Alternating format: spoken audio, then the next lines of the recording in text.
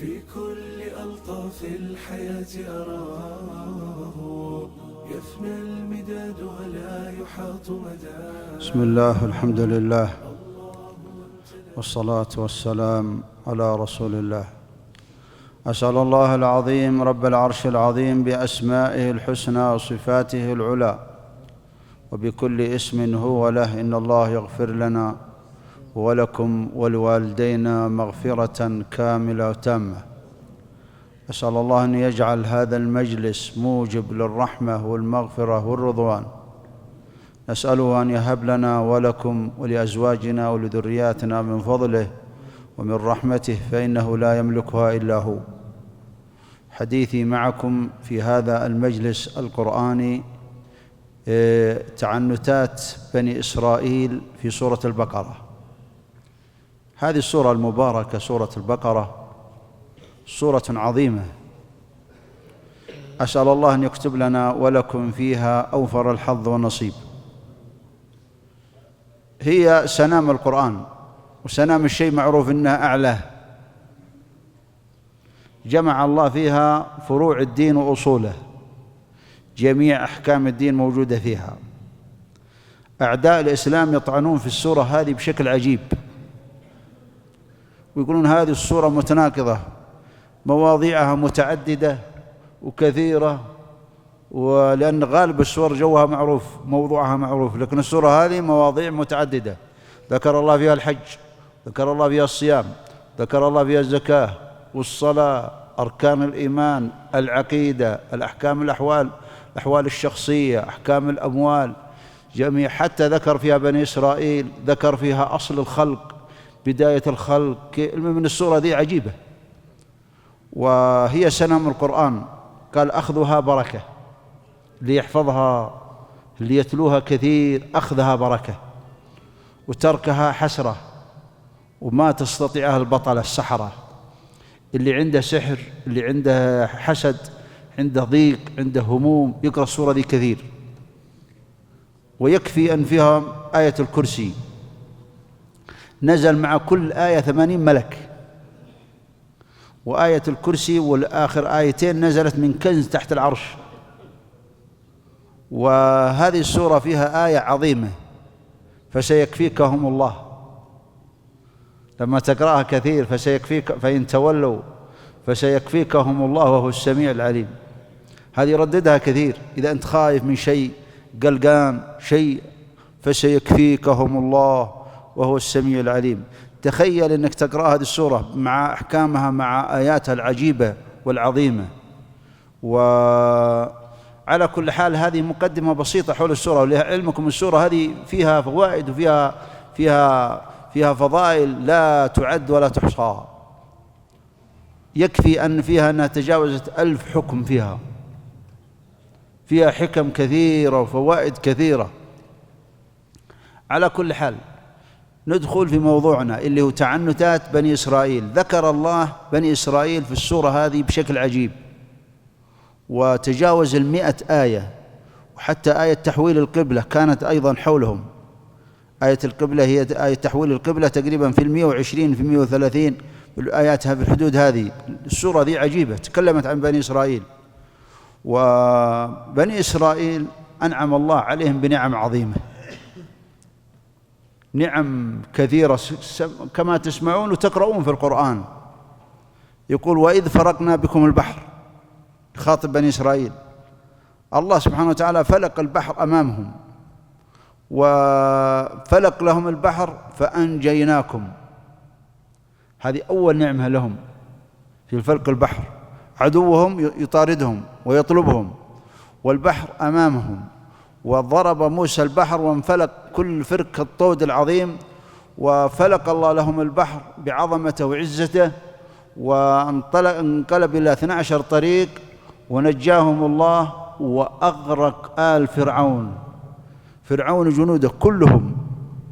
حتى إن بعضهم من شدة سبحان الله أيها الكرام عاشوا في ذل وفي هوان وفي خنوع. قالوا فرعون ما مات. فالله سبحانه وتعالى من الحكم يقول فاليوم ننجيك ببدنك، لأنه كان يقول أنا ربكم الأعلى. وأنا ما علمت لكم من إله غيري فاليوم ننجيك ببدنك. طبعا سبحان الله أنجاه الله سبحانه وتعالى ببدنه وطفى فوق الماء وشافوه أمام أعينهم شافوه وتيقنوا موته. فاليوم ننجيك ببدنك لتكون لمن خلفك آية وإن كثيرا من الناس عن آياتنا لغافلون. الشاهد من هذا أيها الكرام أن السورة العظيمة المباركة هذه بيّنت فيها هلاك هذا الرجل وكيف أهلك أمام أعينهم وتقرر أمامهم هلاكه. مع هذه النعم العجيب، مع هذه النعم الله سبحانه وتعالى خانقني الثوب.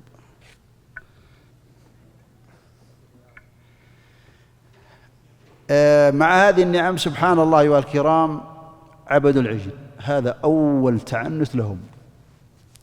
تعنت لهم عبدوا هذا العجل. وكيف دخل لهم الشيطان؟ هم في البداية أثناء خروجهم استعاروا حلي نساء الأقباط اللي من قوم فرعون، وأخذوا الحلي على أنهم سيخرجون يوم عيد يوم الزينة، من باب إنهم في المعايدة هذه يستخدمونها ثم يرجعون إلى أهله. وهم كانوا مبيتين النية على العبور، على أنهم يتجاوزون البحر ويدخلون فلسطين، لأن موسى قال أرسل معي بني إسرائيل. فأخذوا الحلي، قال لهم الشيطان الآن أخذتم هذه الحلي وليست لكم، وبدأ الشيطان يزن عليهم في الموضوع هذا. فجمعوا الحلي على أنهم يتخلصون منها. خرج منهم رجل اسمه السامري، ورجل خبيث كان صانع وحاذق، وصنع لهم عجل جسد من الذهب، وكان الهوى يدخل من دبره ويخرج من فمه فيخور كما يخور العجل. يقول الله عجلا جسدا، لأن ما في روح، عجلا جسدا له خوار. فقالوا هذا إلهكم وإله موسى. وقال لهم هارون يا قوم إنما فتنتم به وإن ربكم الرحمن فاتبعوني وأطيعوا أمري. قالوا لن نبرح عليه عاكفين. ليش؟ لأن فيه مشكلتين وفيه بليتين من ناحيتهم. أولا الهوى حبك للشيء يعمي ويصم، ما يخليك لا تسمع ولا تبصر إذا تحبه. فهم يحبون الذهب، هو مصنوع من الذهب، حلي ذهب، ولما شوفوا يلمع الذهب أمامهم كذا عبدوه حتى لو ما في شيء. هم مشكلتهم هم مع الذهب. والمشكلة الثانية الهوى بلية البلايا، من أكبر المصائب اللي تواجه الإنسان الهوى. وأما من خاف مقام ربه ونهى النفس عن الهوى، هذا أقرب طريق إلى الله مخالفة الهوى. أقرب طريق إنك تخالف هواك، الشيء اللي تحبه. وعلى كل حال عبدوه، ولما عبدوه الله عاقبهم، أشرب في قلوبهم حب العجل. وينصح ويقول، ولهذا العلماء عليهم رحمة الله لما تحدثوا عن عباد القبور قالوا لو يخرج لهم صاحب القبر هذا اللي يعبدونه وأنكر عليهم ما قبلوا منه. قالوا ليش؟ قالوا لأن الإنسان إذا كان يستفيد من الباطل من الصعوبة بمكان، إذا أنت تستفيد من الباطل من الصعوبة بمكان أنك تتركه. ليش؟ لأن هذه الأضرحة هذه يكبون فيها فلوس أموال طائلة، وهذا السدنة اللي على القبور هم مستفيدين من هذا المال. فيجي تقول هذا ما يجوز، هذا ولا يسمع لك ولا يرجع منه. ليش؟ مستفيد من هذا الباطل. حتى لو صاحب القبر يخرج منه ويقول لهم هذا باطل ما يقبلون. فأول تعنت لبني إسرائيل عبادة العجل. كيف عاقبهم الله؟ أولا بالنسبة للجمهور حقهم أشرب الله في قلوبهم حب العجل، وقذف في قلوبهم حب هذا العجل، وهذه بلية، لأن ترى الإنسان إذا أحب من الصعوبة أن يتركه. والثانية هذا الصانع اللي يتسبب لهم في البلاء هذا كله اللي هو السامري، إذ قال إن لك في الحياة أن تقول لا مساس. هو أي واحد يقرب منه يقول له لا مساس. ليش؟ لأنك لو تحط يدك بس مجرد مباشرة جلده بس لمس كأن عليه عذاب الدنيا والآخرة. ولهذا أي واحد يقرب منه يقول لا مساس لا مساس لا مساس، ويهرب من الناس، حتى إنه هرب إلى الأماكن النائية بعيد عن الناس علشان لا أحد يمسه، عقوبة من الله. إن لك في الحياة ألا تقول لا مساس. وحبسها الله في بدنه، سلط عليه مرض، هذا المرض وحبس في البدن. لأن بعض ترى عقوبة الله سبحانه وتعالى ما هو شرط ينزل عليك صاروخ ولا شيء، الله سبحانه وتعالى قادر يحبس الواحد في بدنه، يحبسه في بدنه. نسأل الله العظيم العفو والعافية. ولهذا قال فضاقت عليهم أنفسهم فضاقت عليهم الأرض بما رحبت وضاقت عليهم إيش؟ شفت كيف عاقبهم الله؟ لا سجن ولا بواب ولا عسكري ولا في الرعت ولا في إن جيت، ضاقت عليهم الأرض بما رحبت مع وسعها، لأن الهم مشكلة ترى. وضاقت عليهم أنفسهم. ولهذا شوف الدعاء هذا يا جماعة مهم جدا. اللهم إني أعوذ بك من الهم والحزن، وأعوذ بك من العجز والكسل. واحد من المشايخ كان يقرأ راقي، يرقي مريض، وكان يقرأ عليه وأعوذ بك من العجز والكسل، يصيح بس هذه الكلمتين، لأن عنده نظرة في الموضوع هذا. وأعوذ بك عنده نشاط في العبادة في جاه الكسل هذا، فهو الآن يبغى ينفك من الكيد.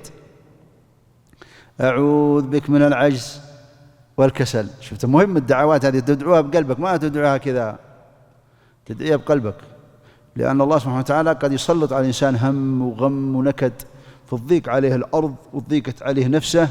وهذا الدعاء من أهم الأدعية. تكرره ما هو بس 3 مرات، في الليل في النهار في سجودك، لأن الله سبحانه وتعالى إذا نجاك من الهموم والغموم والأحزان والعجز والكسل والأمراض، ونجاك الله سبحانه وتعالى من الدين وغلبة الرجال، قفلت على نفسك باب من الشر كبير. على كل حال نسف موسى قال وانظر إلى إلهك الذي ظلت عليه عاكفا لنحرقنه ثم لننسفنه في اليم نسفا. حركه ونسف في البحر علشان ما عاد يدور له، يقول هذا مكانه، ما هذا يؤخذ منه نسف جذور الباطل، لا تترك لها شيء. موسى عليه السلام نسف هذا العجل في البحر علشان ما يرجع يوم من الأيام واحد يقول والله هذا بقية العجل بهذا كذا، فلننسفنه في اليم إيش؟ نسفا.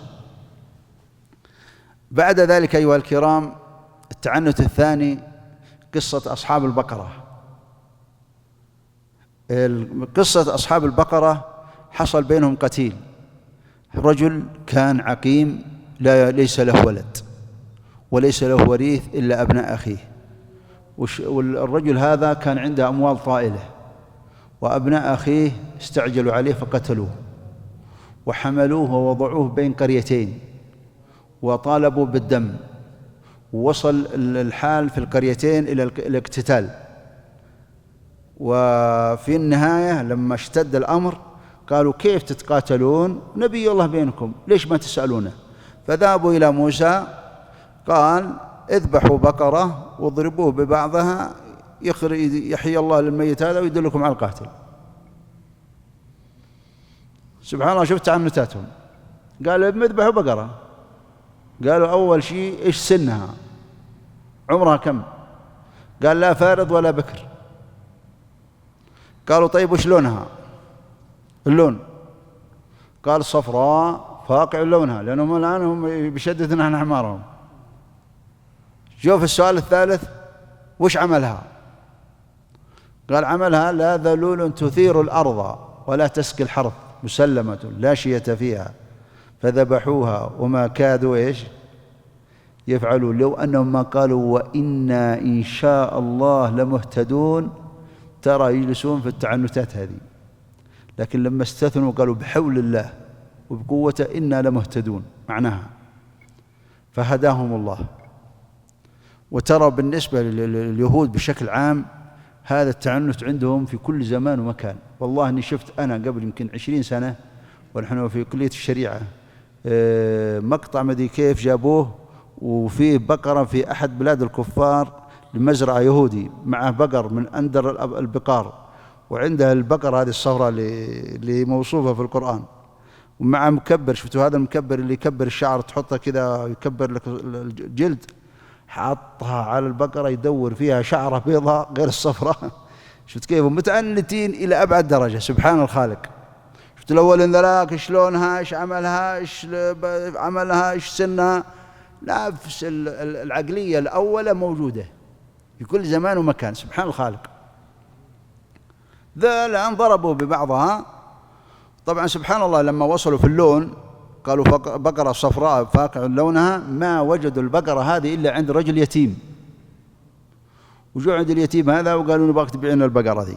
قال ما هي للبيع، يهديك يرضيك، قال ما هي للبيع. كلموا موسى فاستدعاه موسى وقال له ليش ما تبيع البقرة على قومك؟ قال أليس الواحد يحتكم في ماله؟ يعني الواحد ما يتحكم في ماله؟ قال نعم. قال ما هي للبيع. فخلاص الآن موسى شفعية، فسبحان الله قال له موسى أرضوه بالمال، يعني اغروه بالمال. يعني هو إذا الآن يجي واحد مثلا تقول أبغى أشتري الأرض هذه وقال ما هي للبيع، أنت لو طمعته ممكن يبيع، فأغروه فشروها كما يقولون بالغاوية. قال جيبون وزنها ذهب. هذا في الأخبار السابقة وعلمها عند الله. على كل حال هم ذبحوا البقرة، ذبحوها وضربوها، الميت هذا ضربوه ببعضها فأحياها الله سبحانه وتعالى. ويقول لك إنه جلس وقالوا له من قتلك؟ قال ابناء أخي، ورجع ومات لأنه انتهى عمره ترى. فلما رجع ومات قال ابن أخيه والله ما قتلناه.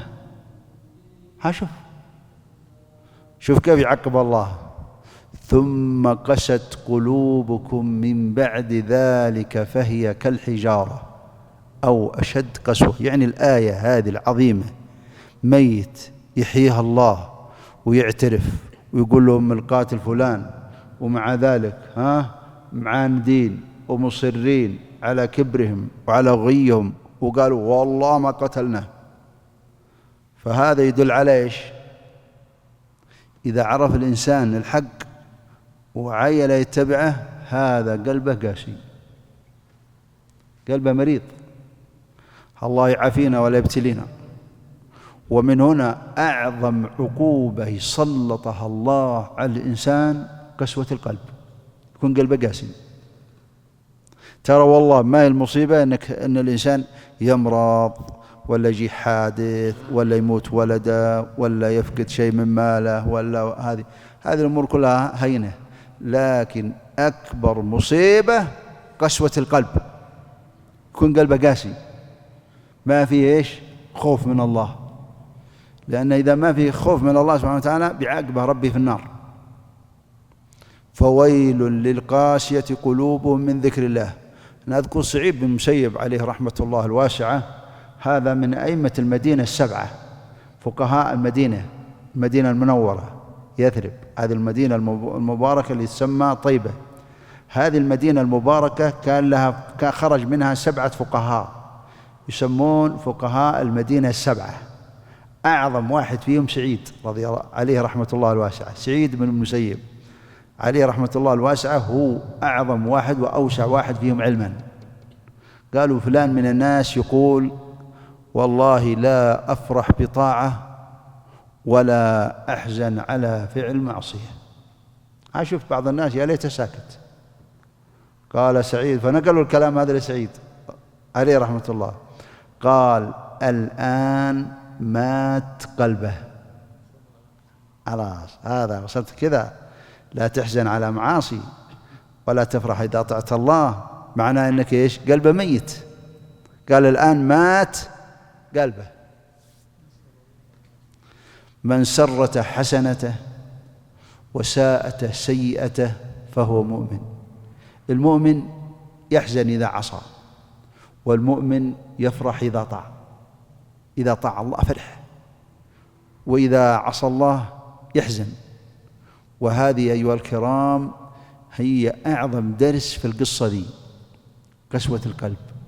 ترى الأسئلة ذي البقرة شلونها، هذه تعنتات، لكن الدرس اللي هو أهم درس فيها هذا التعنت بعد ما أحيا الله الميت وقالوا والله ما قتلنا. هذه قلوبهم قاسية. الدرس الثالث فيه، أنا قد تكلمت سبق وتكلمت معكم في الرؤية، لما ذهب موسى عليه السلام إلى جبل الطور وناجى الله وسمع كلامه، ومع 70 رجل وسمعوا كلام موسى حينما كان يناجي ربه، وقالوا له لن نؤمن لك حتى نرى الله إيش؟ جهرة. فنزلت عليهم صعقة مكانهم، ماتوا. وموسى قال يا رب لو شئت أهلكتهم من قبل وإياي، أتهلكنا بما فعل السفهاء منا؟ يا رب يا رب. يقول الله ثم بعثناكم من بعد موتكم لعلكم تشكرون. هذا التعنت الثالث. التعنت الرابع اللي هو من أهمها، الآن عبروا البحر، ولما عبروا البحر ودخلوا صحراء سيناء قال لهم موسى، قال الله لهم اسكنوا هذه القرية. مراد بها القدس وما حولها فلسطين. قال اسكنوا في القرآن، هي في السورة نفسها، اسكنوا هذه القرية وكلوا منها حيث شئتم رغدا. أرض مباركة وخيرة ومبروكة. قالوا كيف ندخل نروح القرية ذي؟ إن فيها قوم جبارين. نكلوا عن الجهاد. سبحان الله أيها الكرام، هو يقول لهم الكلام هذا وتعنتوا وقالوا اذهب أنت وإيش؟ وربك. ما هو بس أنت ربنا، اذهب أنت وربنا وربك. هذه سوء أدب مع الله ومع رسوله. فهو عليه السلام قال ربي إني لا أملك إلا نفسي وأخي فافرق بيننا وبين القوم الفاسقين. قال الله فإنها محرمة عليهم 40 سنة يتيهون في الأرض. سبحان الله، المنطقة بسيطة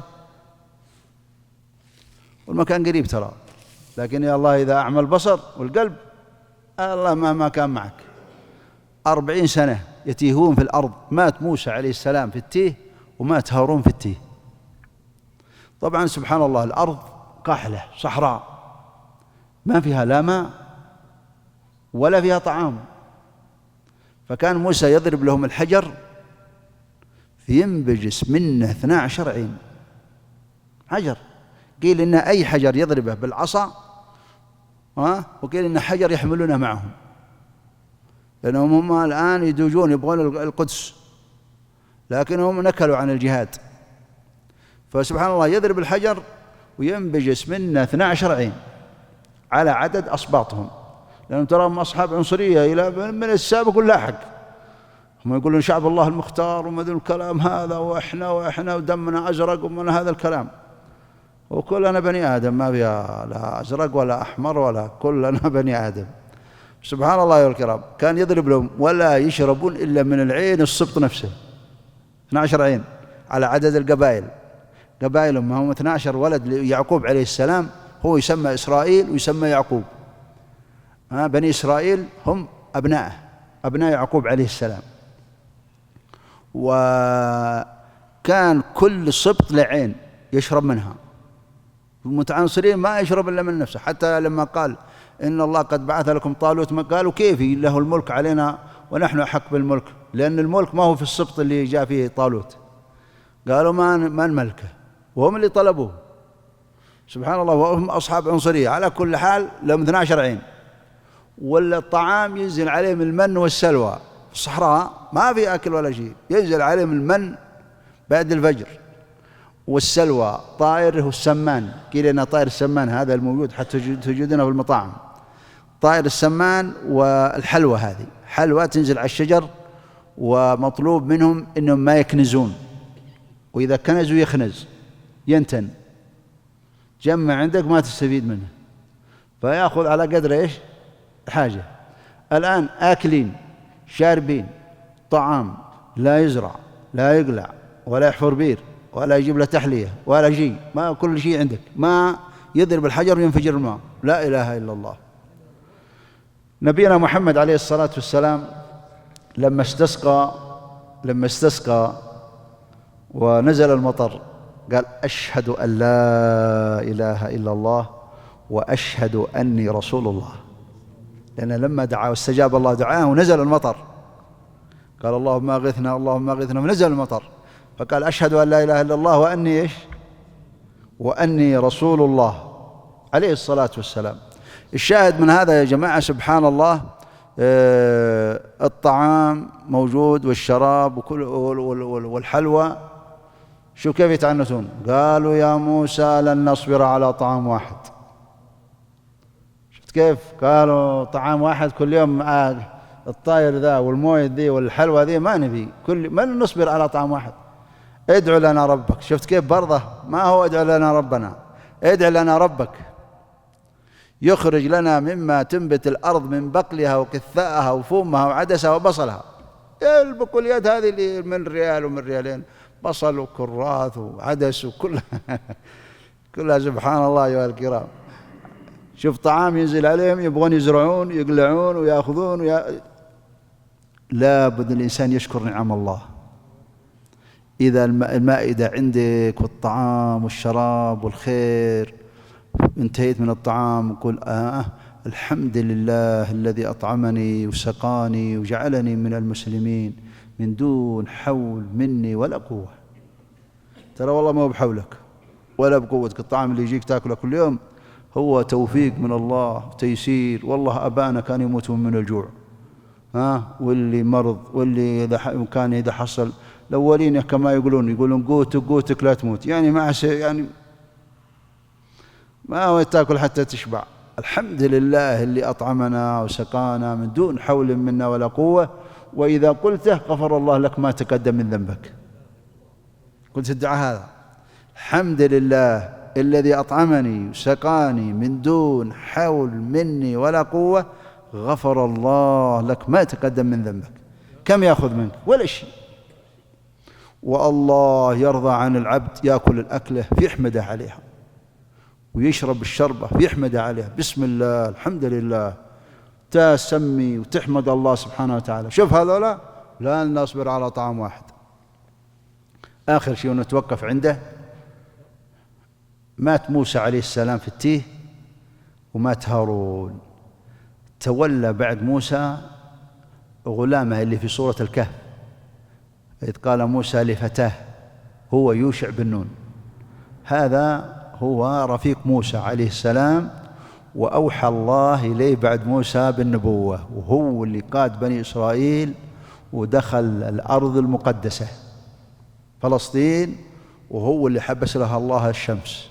لأن الجيل الأول كان خانع وذليل وتعودوا على العبودية وعلى الذل، خرج جيل 40 سنة، خرج جيل جديد تربى على الدين وعلى العز وعلى كذا. هم اللي فتحوا المدينة، وهم اللي قال لهم يوشع للشمس على الغروب كادت تغرب، قال: اللهم أنت مأمورة وأنا مأمور، اللهم احبسها. حبسها الله ساعة من النهار، هي اليوم الوحيد اللي حبست. في أحد يستطيع يوقف الشمس؟ ما أحد. لا إله إلا الله. حبس الله لها الشمس، دخلوا، ومطلوب منهم في الدخول أن يكون مستغفرين وشاكرين. ادخلوا الباب سجدا وقولوا إيش؟ حطة، احطط خطايانا يا رب، اغفر لنا يا رب، وادخلوا شاكرين مستغفرين. فبدل الذين ظلموا قولا غير الذي قيل له بدل ما يقولون احتط خطايانا قالوا حنطة بشعير. الكلام ما ينقال والله يا جماعة. فبدلوا القول اللي قيل لهم، وبدل ما يدخلون ساجدين دخلوا يزحفون على استاهم كذا، زحف كذا عكس، بدل ما يدخل إما راكع ولا ساجد رفضوا، واستولى عليهم الشيطان. وسبحان الله طبعا ليسوا كلهم، فالله سبحانه وتعالى أنزل عليهم رجز من السماء، مرض حاق فيهم 70,000 ساعة. لأن شوفوا الدرس اللي أهم في الدروس دي كلها، العز كل العز في طاعة الله. تبغى ربي يعزك طعه، والذل كل الذل في معصية الله. من عصى الله بهينه، ومن طاع الله بعزه. ومن هنا شوفوا العز كل العز في طاعة الله، والذل كل الذل في معصية الله. هذه الأمة اللي نقرأها في القرآن لما خرجت عن منهج الله، شوف كيف العقوبات تجيهم. اللي عبدوا العجل كيف سلط الله عليهم، اللي القسوة القلوب، كيف كل ما يخرج الإنسان عن منهج الله يعاقبه الله. وأسأل الله أن يعافينا ويعافي المسلمين ويرحم ضعفنا ويجبر كسرنا. اللهم إنا نسألك وأنت الكريم الذي لا أكرم منه، والرحيم الذي لا أرحم منه، والعظيم الذي لا أعظم منه، يا أرأف من ملك، يا أرأف من ملك، يا أجود من أعطى، يا أكرم من سئل، يا أحق من ذكر. الملك ملكك، والحكم حكمك، والخلق خلقك، والأمر أمرك، وأنت الله العظيم الذي لا أعظم منه. ما شئت كان، وما لم تشأ لم يكن. لا مانع لما أعطيت، ولا معطي لما منعت. نسألك في هذه الساعة المباركة نحن وأزواجنا وذرياتنا ووالدينا، نسألك لنا ولهم ولأزواجنا وذرياتنا ووالدينا وأزواج ذرياتنا وإخواننا وأخواتنا وأزواجهم وذرياتهم وجميع المسلمين. اللهم إنا نسألك أن تلهمنا رشدنا وتكفينا شر أنفسنا. اللهم الهمنا رشدنا واكفنا شر أنفسنا. اللهم ارزقنا الثبات على هذا الدين حتى الممات. اللهم آمنا من كل ما نخاف في الدنيا والآخرة. اللهم اعطنا كل ما نرجوه يا ذا الجلال والإكرام. ثبتنا على الحق حتى نلقاك غير خزايا ولا ندامة، ولا مغيرين ولا مبدلين ولا مفتونين ولا ضالين ولا مضلين. اللهم إنا نسألك يا ذا الجلال والإكرام أن تجعل خير أعمارنا أواخرها، وخير أعمالنا خواتمها، وخير أيامنا يوم نلقاك. ارزقنا وإياهم الأمن في القبور، والأمن يوم البعث والنشور. اللهم اكتب لنا ولهم في هذه الدنيا حسنة، وفي الآخرة حسنة، وقنا عذاب النار. وهب لنا رحمة ترفع عنا وعن المسلمين في كل مكان كل عذاب، كل بلاء، كل وباء، وكل داء. صلى الله وسلم وبارك على نبينا محمد.